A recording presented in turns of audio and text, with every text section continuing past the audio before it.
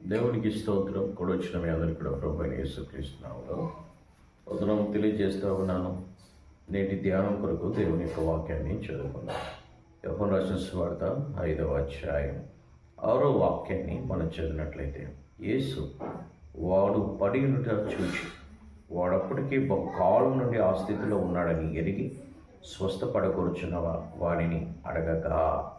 ప్రియులారా, ఇక్కడ దేవుని యొక్క వాక్యాన్ని మనం చూసినట్లయితే, బెతెస్దా కోనేరు దగ్గర ఒక కూర్చువాడు ఇంచుమించు ఒకటి తక్కువ 40 సంవత్సరాల నుంచి ఆ కోనేరు దగ్గర 38 సంవత్సరాల నుంచి అక్కడే పడి ఉన్నటువంటి వ్యక్తి మనకు కనిపిస్తూ ఉన్నాడు. అయితే వారి స్థితిని దేవుడు ఎరిగాడు. ఈ రోజున మన స్థితిని ఎవరు కూడా గుర్తు చేసుకోవటం లేదు. మనం ఉన్న స్థితిని ఎవరు కూడా అర్థం చేసుకోవటం లేదు.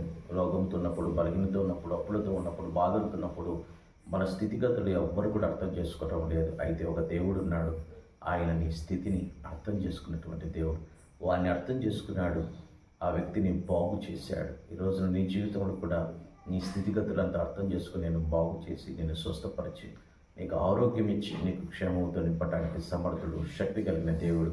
ఆయన పేరే నజరేయుడైనటువంటి Yesu. Yesu Yesu thank you so much. God bless you. దేవుడు మిమ్మల్ని దీవించును గాక. ఆమేన్.